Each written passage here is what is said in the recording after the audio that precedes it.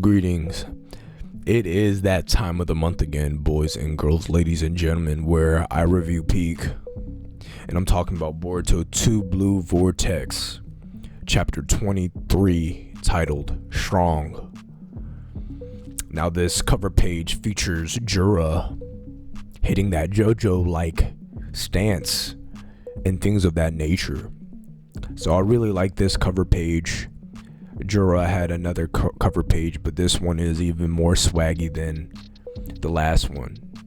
Now let's get right into the chapter. Now this chapter starts off right where chapter 22 left off. So Boruto is in the fight with Jura. He hits him with Uzuhiko. He dispels that energy like it's nothing. And Boruto's in it for a... He's in it for real. I don't know how he would have been able to get out this one, but we'll see. So this chapter opens up with, almost said Shinki, Mitsuki defeating these claw grimes. And it's good to see that Mitsuki's able to boss up on these grimes. We see at least he's grime over grime level. So he's getting grimy with the grimes. Konohamaru pulls up with the thorn bulb because Master Boruto had told him to take the thorn bulb and take the Team 7 and Araya and Yodo and stuff so they can go to the rendezvous point. So this is where that's sort of starting off. You see Konohamaru coming to Mitsuki. Konohamaru filling in Mitsuki about what Boruto wants the plan to be, and it's to retreat to the tree. And Konohamaru speculates that Boruto must have a plan for these instructions to be so crucial to him. So let's get back into the fight with Boruto and Jura, because that's what's next. Boruto is wounded. He has a deep wound, so he's on his last leg right now. That sort of gets funny later in the chapter. So Jura's sitting here, he's looking at Boruto. He notices that he's getting down to his last leg, and he starts to ponder about how he should go about disposing of Boruto. So he's sitting there, he's talking like, that's his eyeballs. His Biju bombs take a sort of preparatory startup for his eyeball to shoot. So you can see when he's about to use his eyeball snipe, especially in mid-range to close range. So Boruto's able to react to this before it comes out his face. And he's sitting there pondering, he's like, should I be shooting that long range, or should I just come up to your face and shoot it so you have less time to react? So this is what Jura does. He flies towards Boruto and starts shooting Biju bombs in his face, essentially. And Boruto is evading, trying to escape. He dodges the Biju bomb. He throws a shuriken at Jura. He teleports to that shuriken using flying Raijin and tries to slice at Jura. Jura's able to smack his sword out of his hand, but while doing so, Boruto's able to teleport back to his sword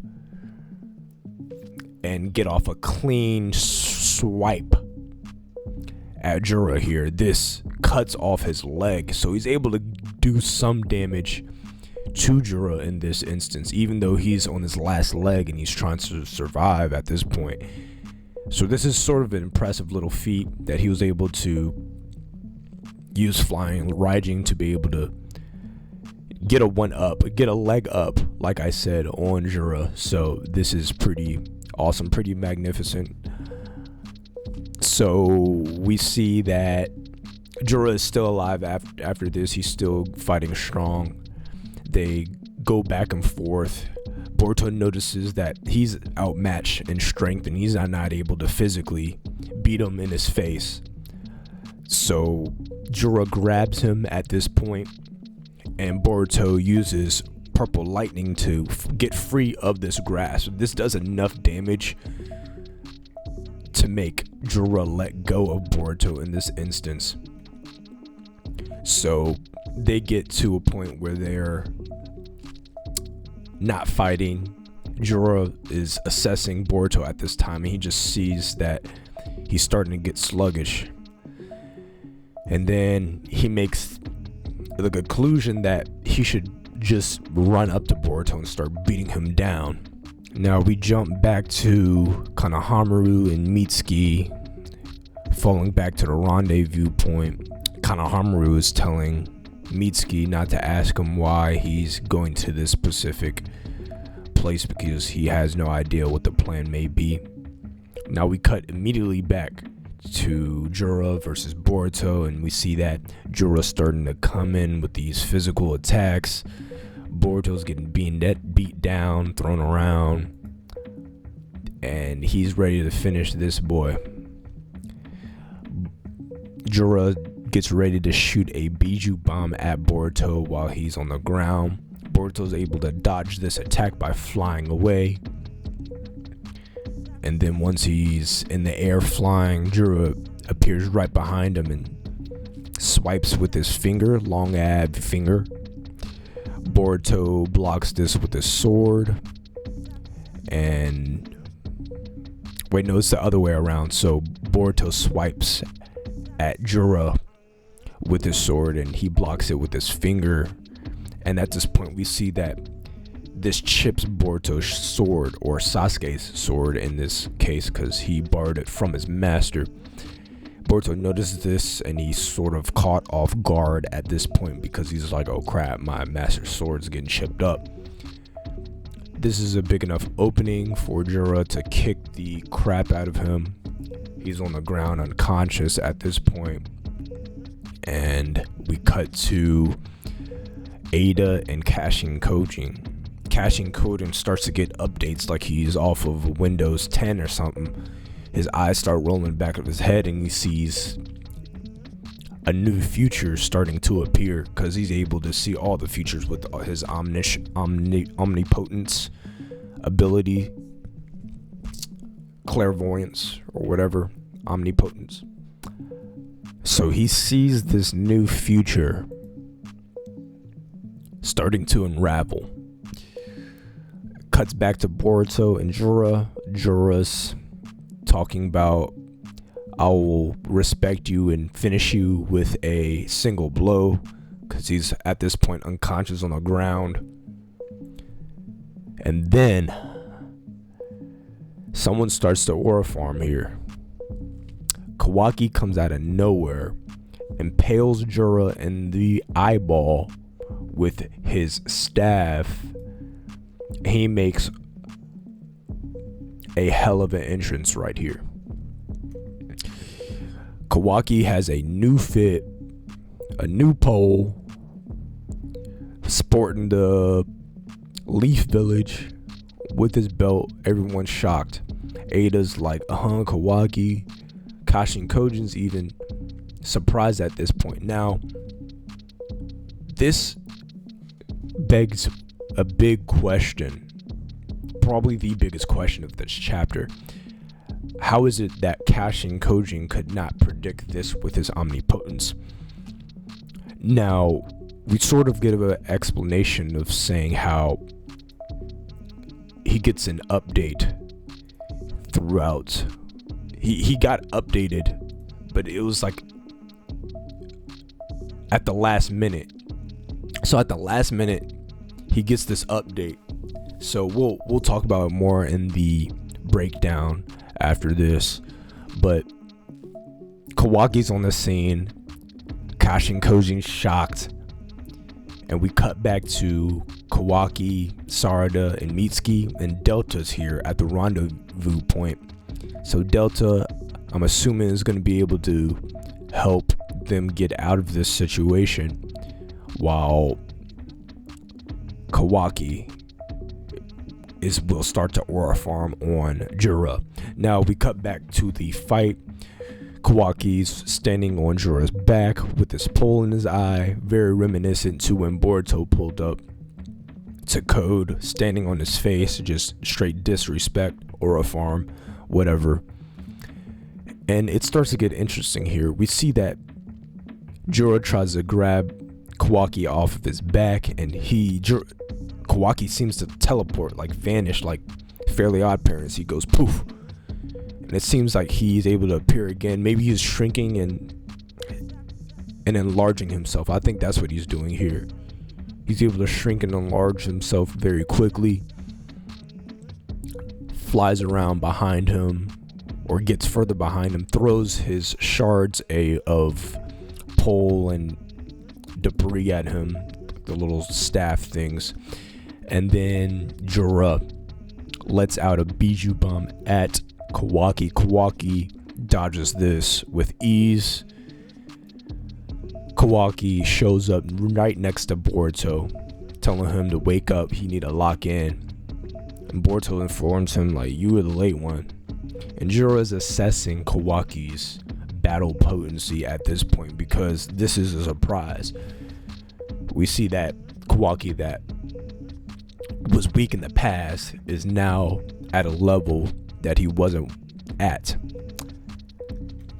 Now, we get a nice, interesting one little mini panel in one of the whole panels of Boruto starting to grab at his arms.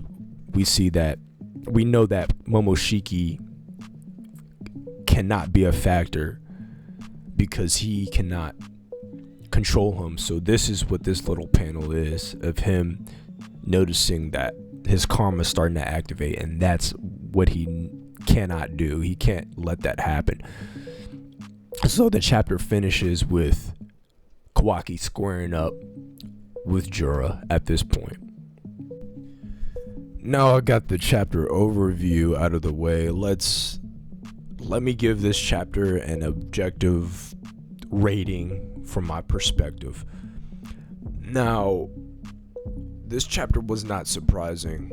As I predicted from my last Boruto chapter review of 22, there were only a handful of things that could have happened in this situation. And one of them was Kawaki showing up to the scene, and it happened. So that wasn't really surprising. Most of the chapter, we just watched Boruto just get beat down. Mostly he was able to do some damage, so he sort of put up a fight. He wasn't going down like no B word, like no B. So it was cool to see how, even though he was wounded and he was on the last leg, he's done most everything he could do, he was still able to cut off his leg. But after that, he was just getting beat down.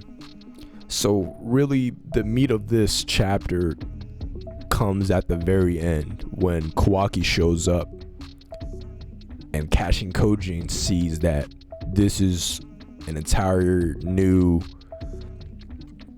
future because of his omnipotence. So most of the chapters are alright.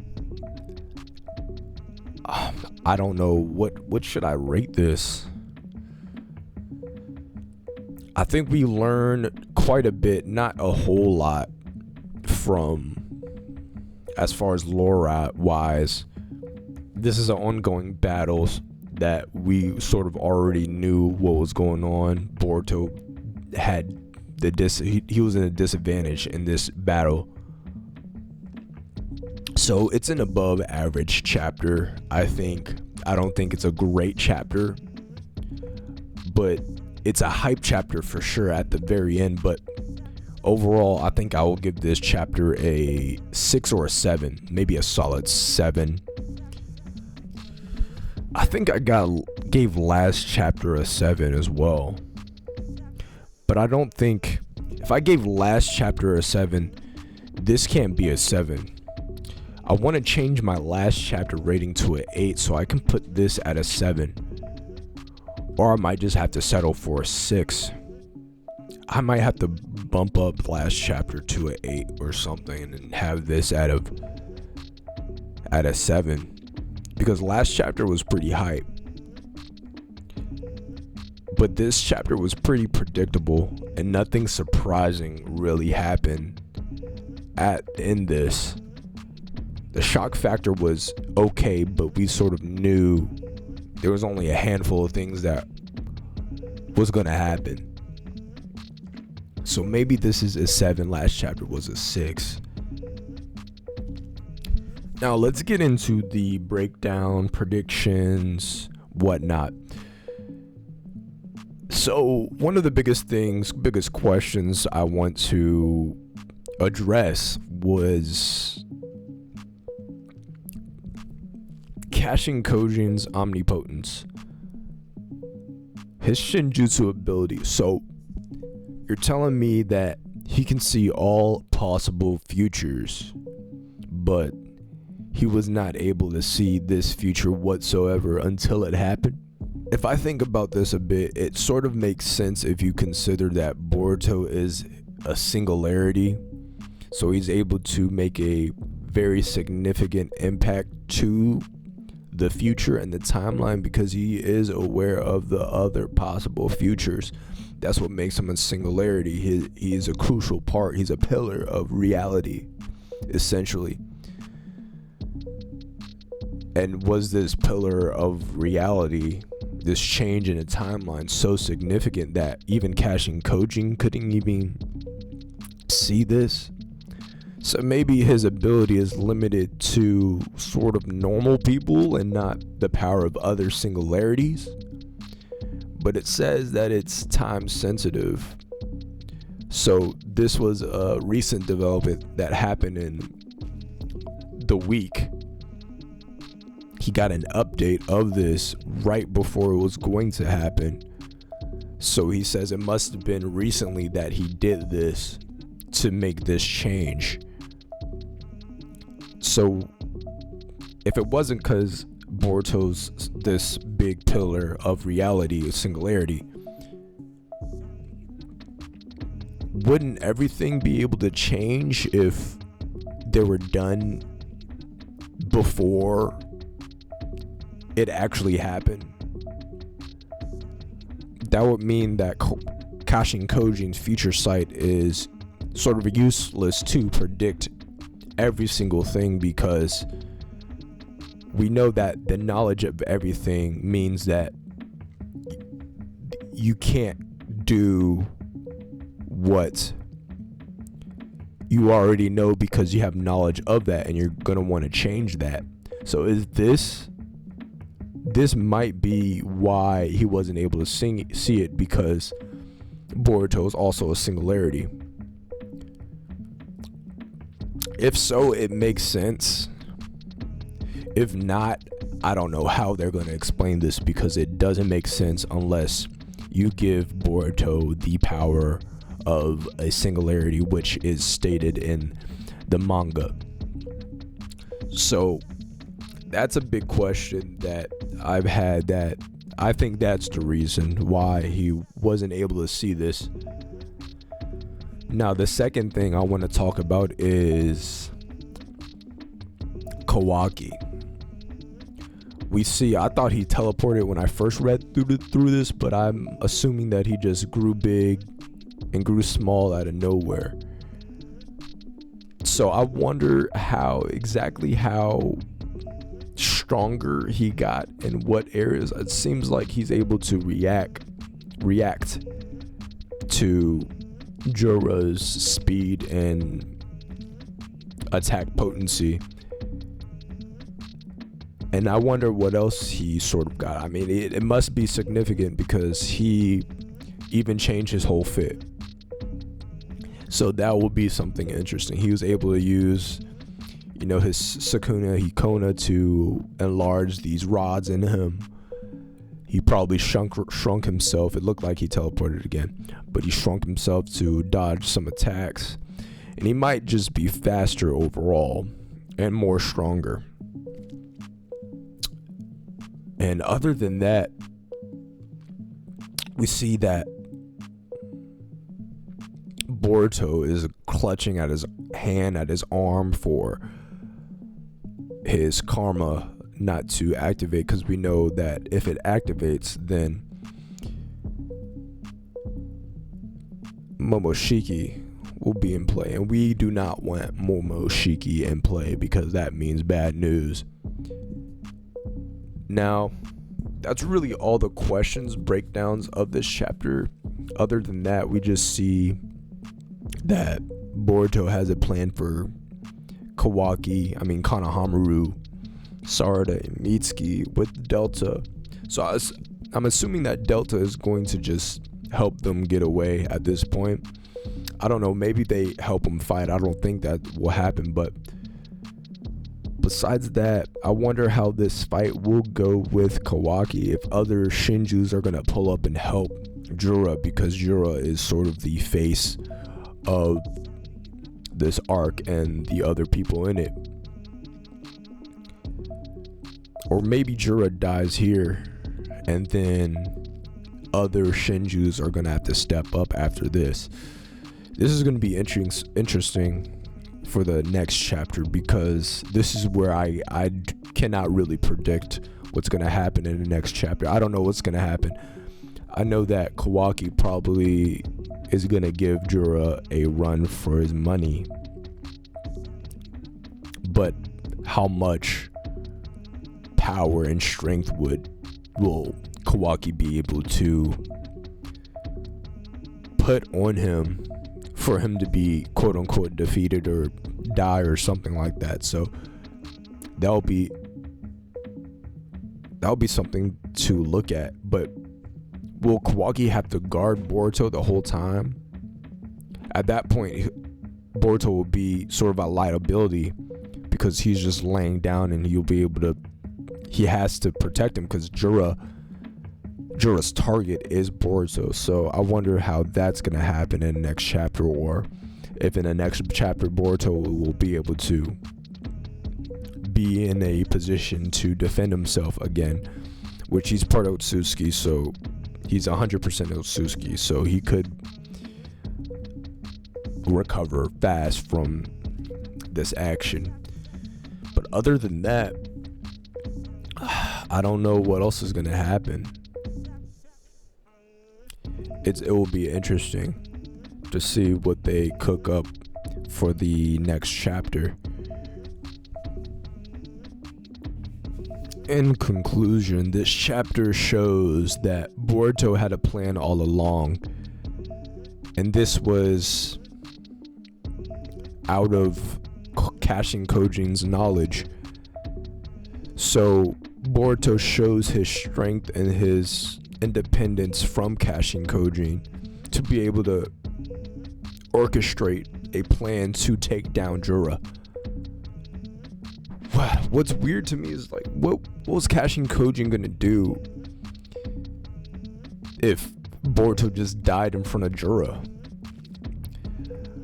Well, we know that Boruto is powerful, but Sarada was sort of the pillar of that power, so maybe he just didn't care if Boruto died because he wasn't a pillar needed in his future that he saw and all the futures and stuff. So I wonder what he would have done. Maybe the world would have just been over, because that's what sort of been previously stated.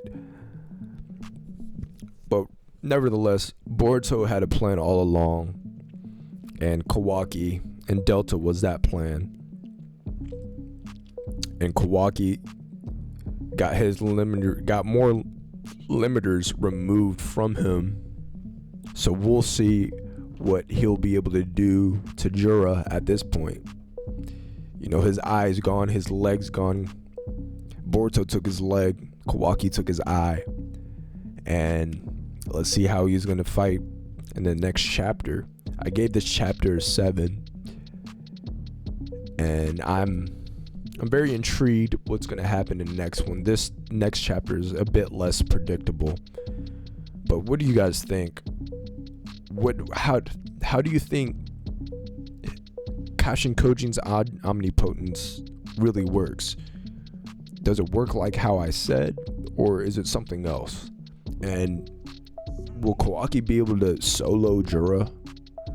Let me know in the comment section below, and stay tuned for the chapter next month when I review it, of course.